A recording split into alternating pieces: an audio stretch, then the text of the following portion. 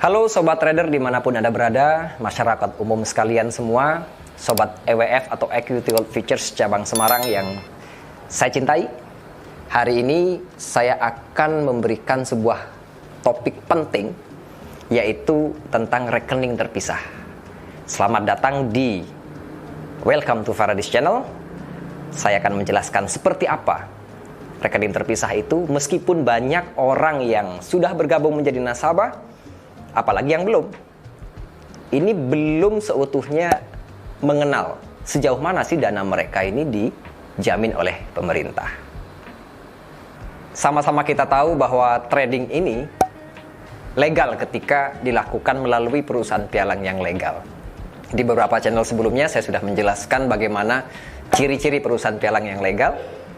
Di antaranya harus terdaftar di Bapepti, kemudian transaksinya juga terdaftar di Bursa Berjangka Jakarta, dan di situ ada clearing berjangka Indonesia sebagai penjamin dana nasabah. Tapi untuk kali ini saya akan khusus menjelaskan tentang rekening terpisah.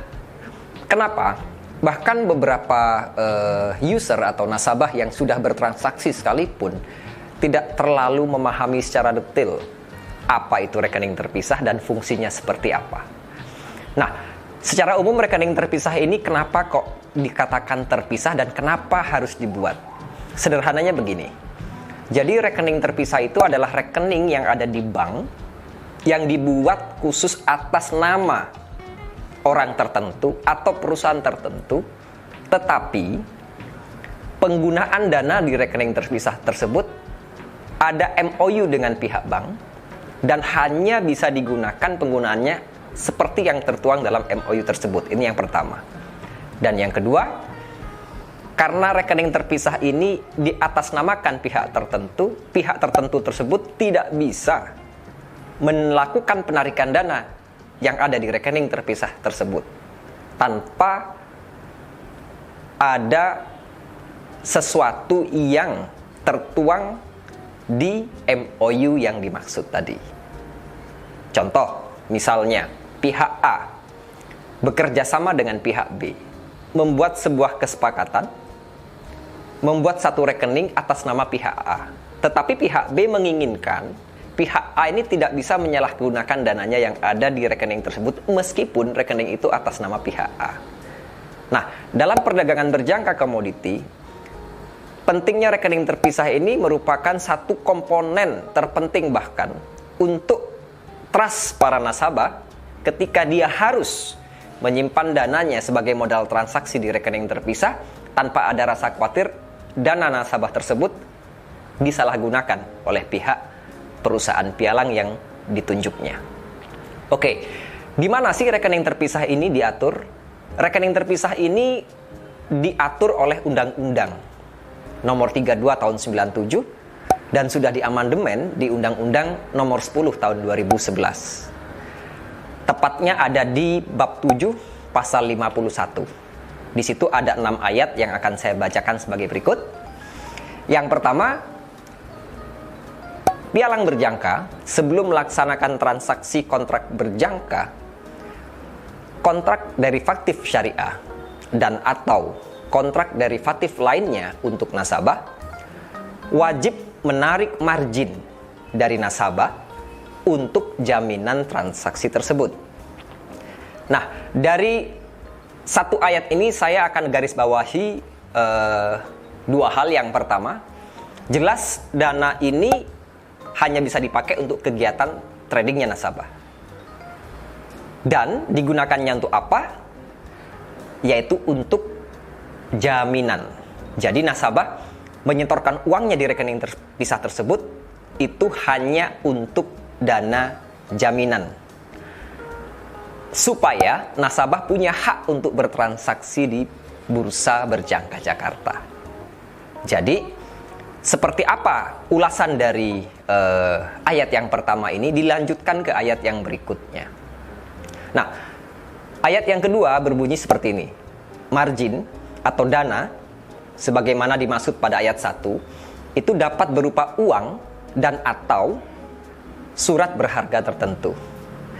Sebenarnya undang-undang sudah mengakomodasi bahwa nasabah bisa menjaminkan surat berharga misalnya yang disetorkan ke bank sebagai jaminan dia untuk melakukan transaksi. Tetapi rata-rata di beberapa perusahaan pialang resmi di Indonesia masih lebih nyaman ketika dana jaminan tersebut berbentuk uang. Karena ribet juga ketika memang menjaminkan surat berharga, misalnya surat tanah atau surat barang mewah yang lain, nanti menilainya angkanya berapa, nilainya berapa, dan tentunya setiap saat itu akan mengalami perubahan. Berbeda ketika nasabah menyetorkan jelas-jelas itu sebuah dana yang memang rupiahnya sudah pasti, sehingga fluktuasi dari mata uang asing misalnya itu tidak mempengaruhi nilai uang yang dia jaminkan di bank tersebut, sehingga orang akan lebih mudah fokus kepada transaksinya nanti, seperti itu. Nah, di ayat ketiga berbunyi seperti ini, pialang berjangka itu wajib memperlakukan margin milik nasabah, termasuk tambahan dana hasil transaksi nasabah yang bersangkutan sebagai dana milik nasabah. Nah, maksud dari ayat ketiga ini apa? Artinya dana nasabah itu tidak diakui sebagai dana milik perusahaan, karena rekening terpisah ini adalah rekening yang diatasnamakan perusahaan pialangnya. Misalnya, nasabah ingin transaksi di Bursa Berjangka Jakarta melalui pialang yang bernama Equity World Futures, maka nasabah tersebut harus menyetorkan margin atau dana jaminan tersebut di rekening terpisah yang atas nama PT Equity World Futures. Nah, di ayat ketiga ini diatur dan ditegaskan kembali bahwa meskipun rekening tersebut atas nama perusahaan pialangnya, tetapi di situ diakuinya itu sebagai dana milik nasabah, bukan dana milik perusahaan. Nah, inilah yang dimaksud kenapa kok namanya disebutkan dalam undang-undang, yaitu rekening terpisah. Artinya terpisah benar-benar dari aset perusahaannya, meskipun itu atas nama perusahaan, tidak boleh diakui itu adalah dana perusahaan. Dan di bank pun, karena penyimpanannya melalui bank yang ditunjuk oleh Bapepti, bank pun juga tidak boleh mengakui dana tersebut adalah milik bank, dan tidak bisa menggunakan dana tersebut untuk perputaran bank yang dimaksud. Nah, kita lanjut dulu ke ayat yang keempat. Disebutkan bahwa dana milik nasabah sebagaimana dimaksud pada ayat 3 itu wajib disimpan dalam rekening yang terpisah dari rekening pialang berjangka pada bank yang disetujui oleh Bapepti. Saya ingin menggarisbawahi dua hal di ayat 4 ini. Yang pertama, rekening disimpan dalam rekening yang terpisah dari pialang berjangka. Jadi jelas di sini bahwa rekening terpisah tersebut atas nama perusahaan pialang berjangkanya, tapi dipisahkan. Dan yang kedua, banknya untuk menyimpan rekening terpisah ini hanya di bank yang ditunjuk saja. Di Indonesia ada 10 bank yang berizin dan ditunjuk oleh Bapepti untuk bisa menyimpan rekening terpisah, yang tentunya hanya bisa digunakan untuk kegiatan transaksi nasabah pada bidang perdagangan berjangka komoditi. Nah, di pasal berikutnya, pasal 5, ayat 5 maksud saya, dana milik nasabah hanya dapat ditarik dari rekening terpisah, sebagaimana yang dimaksud pada ayat 4, itu untuk pembayaran komisi dan biaya lain, dan atau untuk keperluan lain atas perintah tertulis dari nasabah yang bersangkutan. Sehubungan dengan transaksi kontrak berjangka tentunya, kontrak derivatif syariah dan atau kontrak derivatif yang lain. Nah, apa maksud dari ayat 5 pada pasal 51 ini? Di sini ditegaskan kembali, diatur oleh undang-undang bahwa ketika seorang nasabah mentransferkan dananya dari rekening tabungan ke rekening terpisah yang dimaksud tadi, maka dana tersebut tidak bisa ditarik.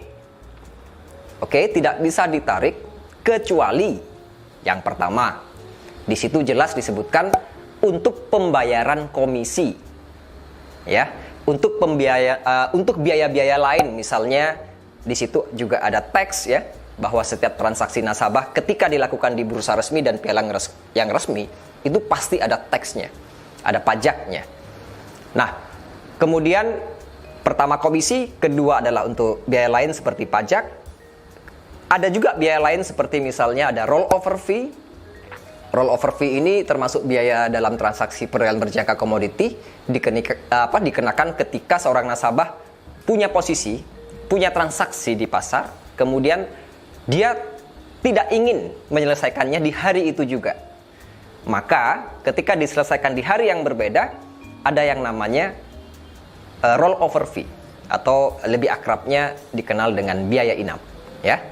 Dan tentunya biaya-biaya tadi itu sesuai dengan besaran daripada perusahaan pialang yang digunakan untuk sebagai jasa transaksinya. Dan tentunya nilainya berbeda-beda. Contoh, untuk equity world futures. Di situ untuk biaya transaksinya adalah Rp300.000 per unit atau per lot. Kemudian tax-nya, kalau value added tax-nya itu Rp30.000 per unit atau per lot. Dan untuk rollover fee atau biaya inap itu Rp50.000 per unit atau per lot. Di sini tentunya ada tiga, ya, secara total ada 3 biaya yang diperlukan, dan nasabah itu bisa melakukan transaksi dalam keadaan profit atau untung ketika sudah berhasil menutupi ketiga-tiganya. Oke. Nah, dilanjutkan lagi yang berikutnya, yaitu dana nasabah ini bisa keluar dari rekening terpisah asalkan ada perintah tertulis dari nasabah yang bersangkutan. Pertama, perintah tertulis dulu. Artinya di situ nasabah harus tanda tangan perintah tertulis secara tertulis pada saat nasabah melakukan penarikan dana. Nah, penarikan dana ini kan artinya dilakukan oleh nasabah untuk di luar kebutuhan transaksinya. Jadi kalau di luar nasabah yang bersangkutan yang melakukan penarikan dana, maka dana ini tidak bisa keluar dari rekening terpisah. Nah, makna keluar dari rekening terpisah ini pada saat nasabah transaksi ada biaya misalnya. Nah, biaya Rp300.000 ketika dia transaksi 1 unit atau 1 lot. Itu ditarik dari rekening terpisah, diberikan kepada perusahaan pialangnya. Termasuk Rp30.000 pada saat pajak dikenakan, itu juga ditarik dari rekening terpisah untuk pajak transaksinya. Termasuk juga ketika dia menginapkan posisi di hari yang berbeda, di situ ditarik lagi Rp50.000 dari rekening terpisah. Ini makna daripada ditarik. Atau nasabah tersebut sengaja untuk melakukan penarikan dana, baik sebagian maupun secara keseluruhan. Oke? Dan diperkuat lagi bagaimana amannya dana nasabah di rekening terpisah ini, yaitu ada di ayat ke-6 di pasal 51. Bunyinya seperti apa? Apabila pialang berjangka dinyatakan pailit, maka dana milik nasabah yang berada dalam penguasaan pialang berjangka tidak dapat digunakan untuk memenuhi kewajiban pialang berjangka terhadap pihak ketiga atau kreditornya. Nah, terkadang bahasa hukum itu tidak mudah dipahami oleh orang awam, ya. Saya coba menjelaskan di ayat ke-6 ini. Nah, pialang berjangka dinyatakan pailit. Loh, pialang berjangka itu bisa pailit, ya, atau bisa bangkrut? Tentu saja. Kenapa saya bilang demikian? Karena perusahaan pialang ini punya biaya operasional untuk kantornya bisa beroperasi. Dan penghasilan perusahaan pialang ini berasal dari mana? Berasal dari yang tadi. Komisi transaksi yang dibayarkan sama nasabah ketika dia bertransaksi, disitulah penghasilan perusahaan pialang.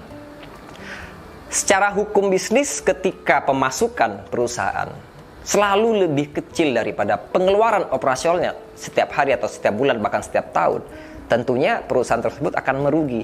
Sederhananya, kalau perusahaan pialang itu nasabahnya sedikit, ya, kemudian transaksinya, sehingga menyebabkan transaksinya sedikit, otomatis komisinya sedikit.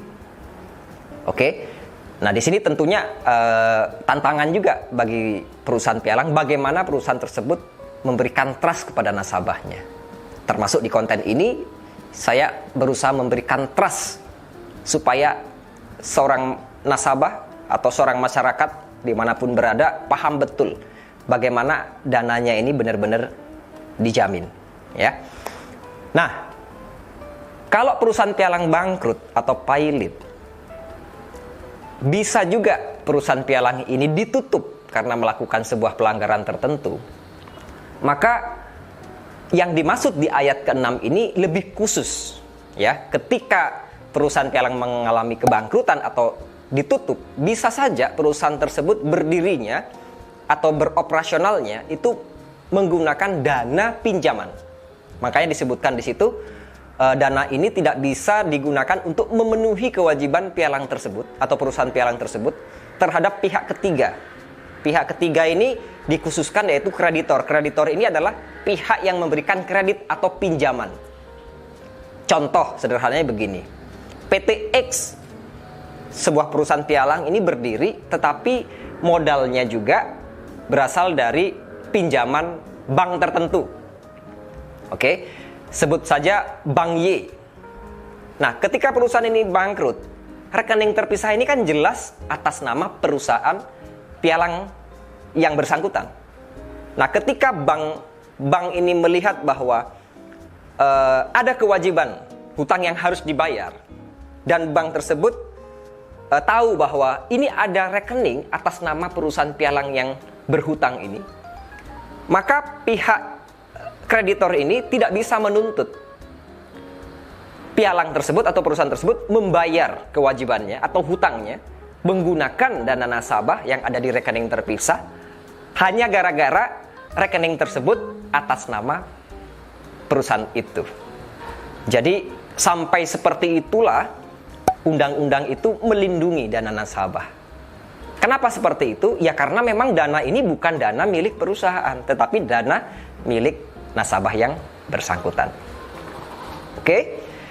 Jadi dengan adanya rekening terpisah ini diharapkan nasabah atau masyarakat lebih yakin dan percaya bahwa dananya aman meskipun perusahaan pialangnya itu dinyatakan pailit. Banyak yang kita temuin di lapangan ketika orang kita ajak diskusi, 90% mereka mengatakan ketika punya pengalaman transaksi di bidang perdagangan berjangka yang tidak baik, 90% mengatakan dana saya hilang. Di sini kan artinya dia menyimpulkan atau mereka menyimpulkan bahwa dananya dibawa lari. Jarang sekali yang kita temui di lapangan pernah pengalaman yang negatif, pernah. Jarang sekali yang menyebutkan tapi saya rugi. Berbeda dengan dana saya hilang. Hilang maknanya adalah diambil, disalahgunakan, digelapkan, atau dicuri. Rugi tentunya hal yang berbeda ketika dia sudah bertransaksi, tapi memang merugi. Artinya merugi ini bisa mengurangi modal utamanya. Tapi kalau misalnya hilang, sebenarnya yang bersangkutan ini mengakui bahwa dananya disalahgunakan atau dicuri. Oke? Saya rasa penjelasan tentang rekening terpisah ini sudah komplit. Saya menjelaskan, menjabarkan dari undang-undang yang mengatur, yaitu Undang-Undang Nomor 32 Tahun 97 yang diamandemen di Undang-Undang Nomor 10 Tahun 2011. Untuk cek kebenarannya, silahkan bisa dicek di website resmi dari bapepti.go.id. Di situ lengkap undang-undangnya ada, tinggal diklik di pasal 51, ada 6 ayat di situ. Atau mungkin juga bisa dicek di buku undang-undang yang ada di sekolah-sekolah atau universitas tertentu atau di perpustakaan umum. Di situ ada buku undang-undang, tinggal ambil nomor 32 tahun 97 atau nomor 10 tahun 2011. Oke? Sekian untuk topik rekening terpisah, mudah-mudahan bisa bermanfaat bagi banyak orang. Up, down, buy, sell, and take your profit.